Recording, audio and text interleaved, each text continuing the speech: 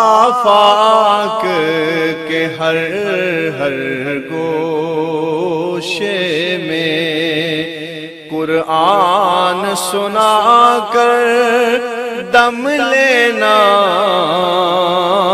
اب رکنا نہیں، اب تھمنا نہیں، فردوس میں جا کر دم لینا۔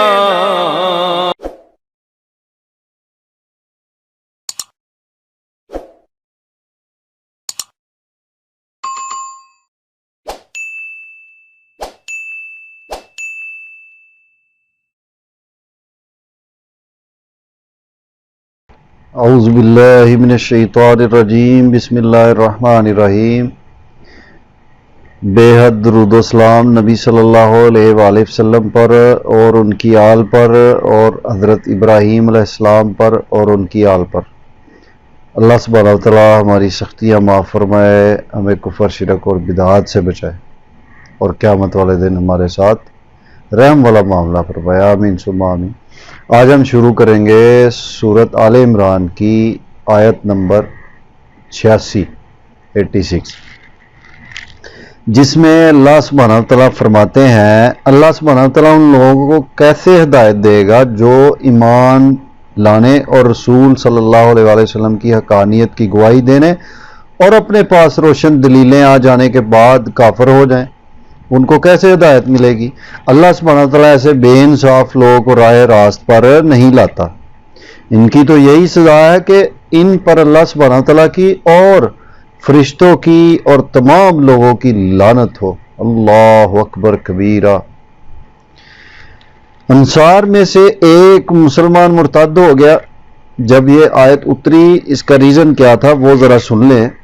انصار میں سے ایک مسلمان مرتد ہو گیا، مطلب مسلمان ہونے کے بعد دوبارہ پھر وہ اپنے مذہب کی طرف لوٹ گیا اور مشرکوں سے جا ملا، لیکن جلد ہی اسے مزاحمت ہوئی، مطلب اس کے اندر مزاحمت ہوئی اور ندامت بھی ہوئی، اس کو محسوس ہوا کہ میں نے تو بہت غلط کر دیا، اور اس نے لوگوں کے ذریعے سے نبی صلی اللہ علیہ وآلہ وسلم کی طرف پیغام بھجوایا، کیا میری توبہ قبول ہو سکتی ہے؟ اس پر یہ آیات نازل ہوئیں۔ ان آیات سے معلوم ہوتا ہے کہ مرتد کی سزا اگرچہ بہت سخت ہے، کیونکہ اس نے حق کو پہچاننے کے بعد بغض و عناد اور سرکشی سے حق سے اراض کیا۔ تاہم اگر کوئی خلوص دل سے توبہ کرے اور اپنی اصلاح کر لے تو اللہ سبحانہ وتعالی غفور الرحیم ہے اور توبہ قبول کرنے والا ہے، اور اس کی توبہ قابل قبول ہوگی، شرط یہ کہ موت سے پہلے ہو۔ اچھا، ان لوگوں پر اللہ سبحانہ وتعالی نے لعنت کی، جس میں یہ ہمیشہ پڑے رہیں گے۔ نہ تو ان سے عذاب ہلکا کیا جائے گا، نہ انہیں مہلت دی جائے گی، مگر جو لوگ اس کے بعد توبہ اور اصلاح کر لے تو بے شک اللہ سبحانہ وتعالی بخشنے والا اور مہربان ہے۔ اللہ اکبر۔ فَإِنَّ اللَّهَ غَفُورٌ رَحِيمٌ، کہ بے شک اللہ سبحانہ وتعالی بخشنے والا اور مہربان ہے۔ بے شک جو لوگ ایمان لانے کے بعد کفر کریں، جو لوگ ایمان لے آئیں اس کے بعد کفر کریں، پھر کفر میں اور زیادہ بڑھ جائیں، ایک تو ایمان لائے، دوسرا پھر کفر کیا، کفر کرنے کے بعد اس کفر میں اور زیادہ بڑھ گئے، ان کی توبہ ہرگز ہرگز، یہاں دو بار یہ اللہ سبحانہ تعالیٰ نے اللہ اکبر یہ لفظ استعمال ہوا ہے کہ ان کی توبہ ہرگز ہرگز قبول نہ کی جائے گی، یہی گمراہ لوگ ہیں۔ اللہ اکبر۔ اس آیت میں ان کی سزا بیان کی جا رہی ہے جو مرتد ہونے کے بعد توبہ کی توفیق سے محروم رہیں اور کفر پر ان کا انتقال ہو جائے، موت ہو جائے۔ اللہ اکبر۔ کہ توبہ کے دروازے بند ہو جاتے ہیں جب انسان کی موت آ جاتی ہے۔ آگے اللہ سبحانہ تعالیٰ فرما رہے ہیں، سبحان اللہ، ہاں جو لوگ کفر کریں اور مرتے دم تک کافر رہیں، ان میں سے کوئی اگر زمین بھر سونا فدیہ دے، زمین کتنی بڑی زمین ہے، اللہ اکبر، بہت بڑی ہے، جتنی زمین ہے اس جتنا بھی سونا دے اپنے آپ کو بچانے کے لیے، تو بھی ہرگز قبول نہ کیا جائے گا۔ یہی لوگ ہیں جن کے لیے تکلیف دینے والا عذاب ہے اور جن کا کوئی مددگار نہیں۔ اللہ اکبر کبیرہ۔ حدیث میں آتا ہے کہ اللہ سبحانہ تعالیٰ قیامت والے دن، حدیث میں آتا ہے کہ اللہ سبحانہ تعالیٰ قیامت والے دن ایک جہنمی سے کہے گا کہ اگر تیرے پاس دنیا بھر کا سامان ہو تو کیا تو اس عذاب نار کے بدلے اسے دینا پسند کرے گا؟ وہ کہے گا ہاں۔ اللہ سبحانہ تعالیٰ فرمائے گا میں نے دنیا میں تجھ سے اس سے کہیں زیادہ آسان بات کا مطالبہ کیا تھا کہ میرے ساتھ شرک نہ کرنا، مگر تو شرک سے باز نہیں آیا۔ یہ مسند احمد میں حدیث ہے اور البخاری و مسلم میں بھی ہے، یہ جو میں نے ابھی پڑھی ہے کہ قیامت والے دن اللہ سبحانہ تعالیٰ ایک بندے کو بلائے گا جو جہنمی ہوگا، اور اس کو اللہ سبحانہ تعالیٰ پوچھے گا کہ کیا تو دنیا بھر کا جو مال و دولت ہے جو تجھے دیا ہوا تھا وہ ادھر تو دینا پسند کرے گا، اس کے بدلے عذاب سے نکل جائے؟ تو وہ کہے گا ہاں۔ تو اللہ سبحانہ تعالیٰ فرمائے گا اس سے تو بہت کم تر میں نے تجھ سے مانگا تھا، کیا کہ صرف شرک نہیں کرنا بس۔ تو اس لیے شرک سے اللہ سبحانہ تعالیٰ ہمیں بچائے۔ اس سے معلوم ہوا کہ کافر کے لیے جہنم کا دائمی عذاب ہے کہ کبھی ختم نہیں ہوگا۔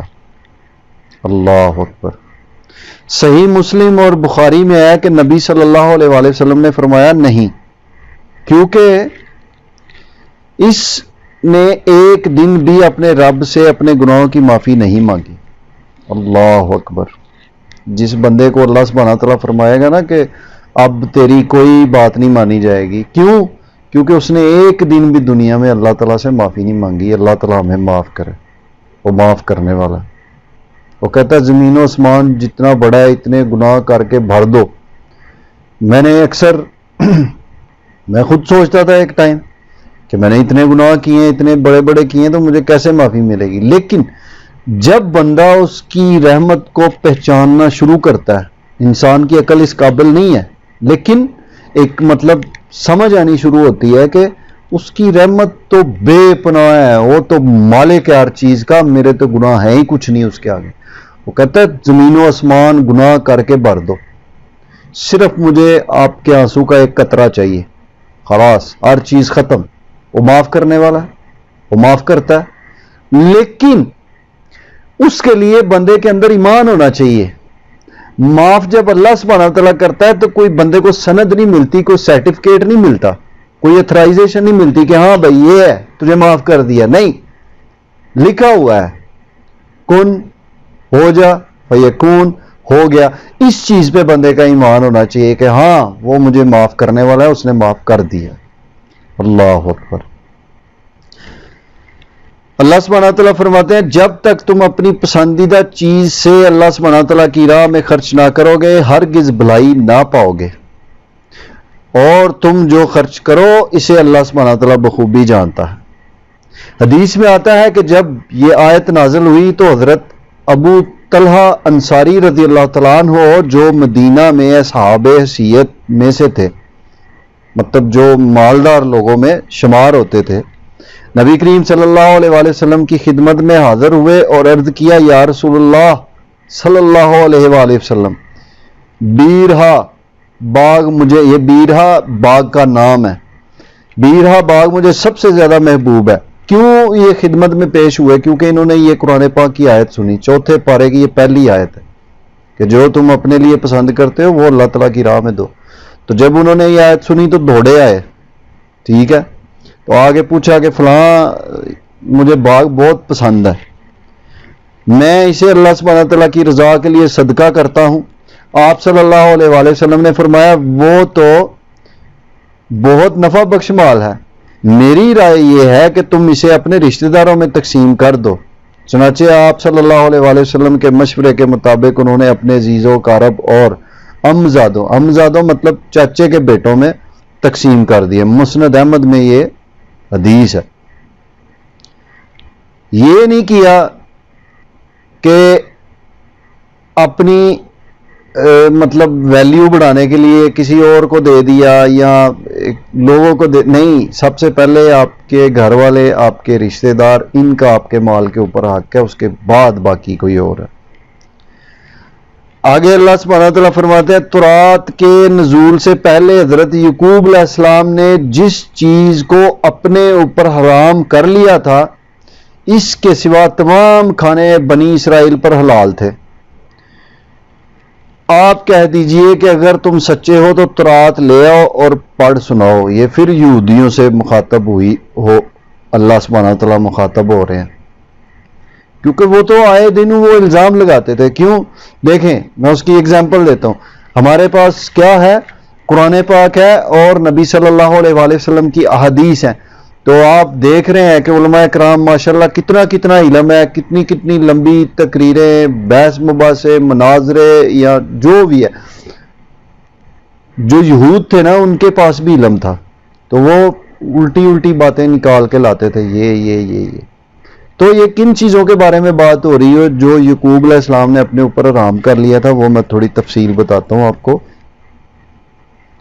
2 آیتیں یہود کے اس اعتراض پر نازل ہوئیں۔ کون سے اعتراض پر؟ کہ یعقوب علیہ السلام نے تو یہ چیزیں حرام کی تھی، آپ نے حلال کی ہیں، وہ انہوں نے حلال کی تھی، آپ نے حرام کی ہیں۔ کہ انہوں نے نبی کریم صلی اللہ علیہ وآلہ وسلم سے کہا، کس نے؟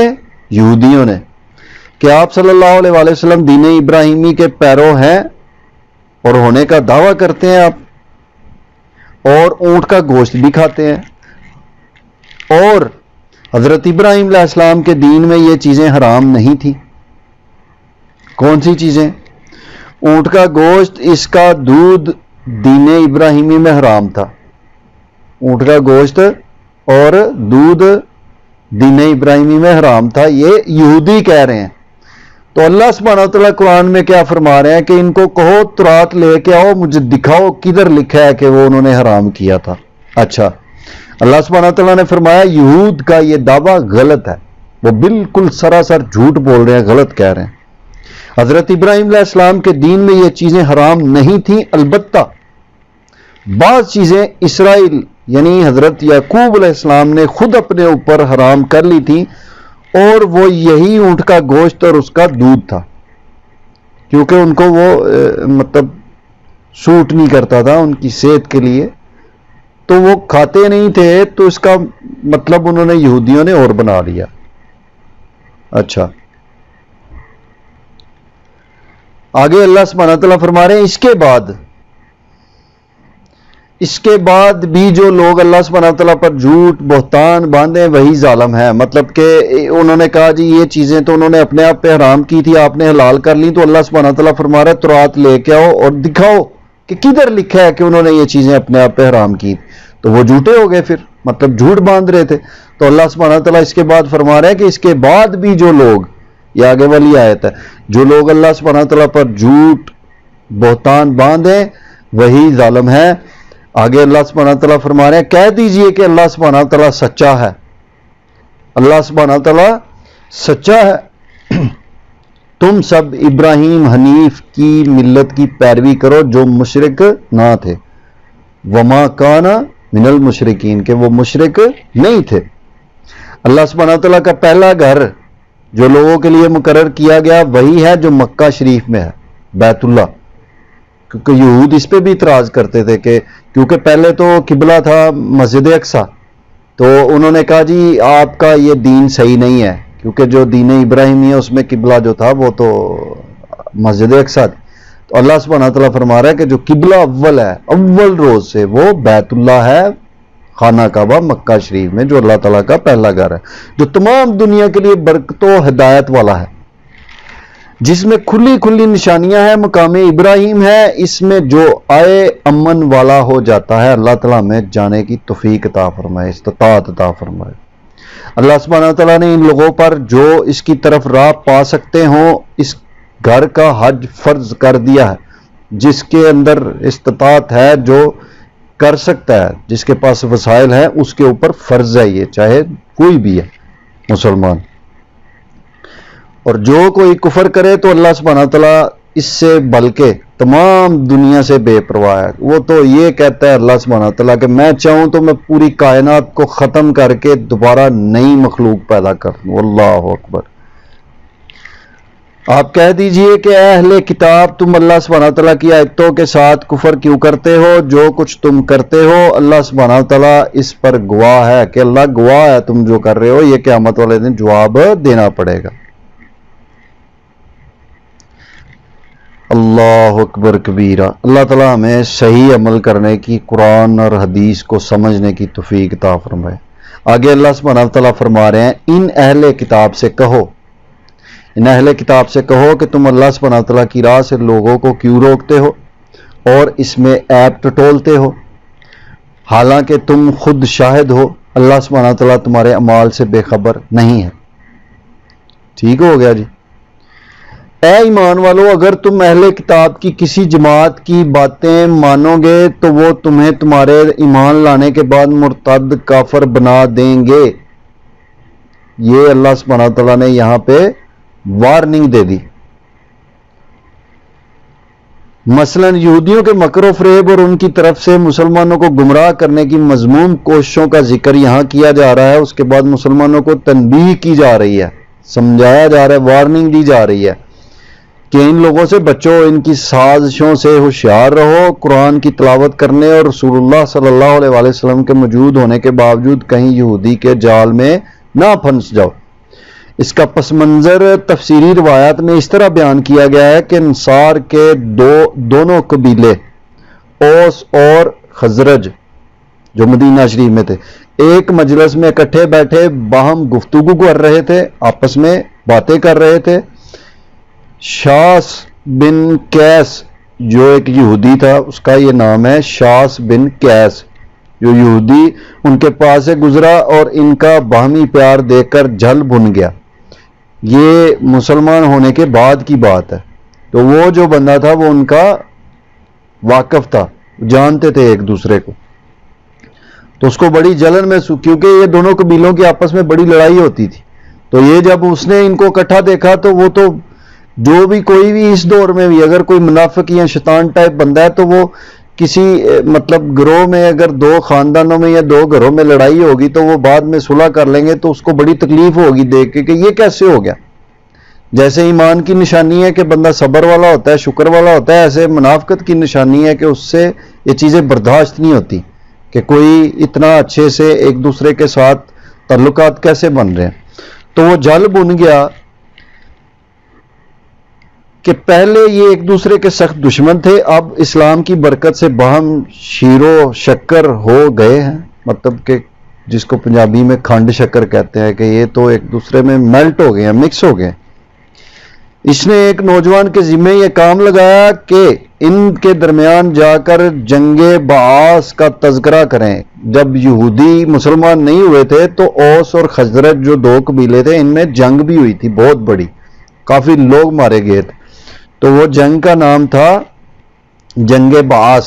تو اس نے بندے کی ذمہ داری لگائی کہ جنگ بعاث کا جا کے تذکرہ کرو، کیونکہ اس جنگ میں انہوں نے ایک دوسرے کے اوپر بڑے بڑے باتیں کی تھی جو ہجرت سے ذرا پہلے ان کے درمیان برپا ہوئی، مطلب نبی صلی اللہ علیہ وآلہ وسلم کے مدینہ شریف تشریف لے جانے سے پہلے ان کے درمیان یہ جنگ ہوئی، اور انہوں نے ایک دوسرے کے خلاف جو زمیاں شار کہے، وہی مطلب جو بات میں نے پہلے کی، انہوں نے بڑی بڑے ڈائلاگ بولے تھے، وہ ان کو سنائے کہ جو وہ پرانی باتیں وہ ان کو یاد کرواؤ۔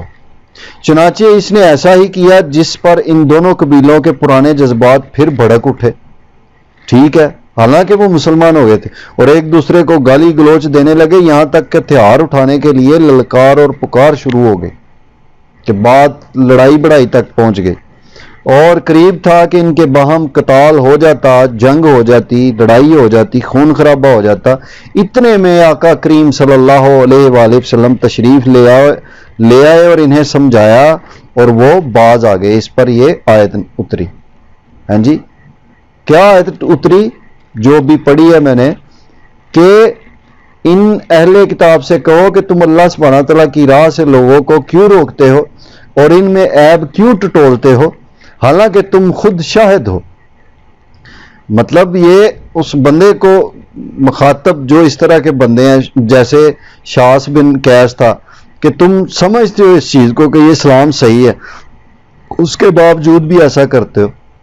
تو آگے اللہ سبحانہ تعالیٰ فرما رہے ہیں ایمان والو اگر تم اہل کتاب کی کسی جماعت کی باتیں مانو گے تو وہ تمہیں تمہارے ایمان لانے کے بعد مرتد کافر بنا دیں گے۔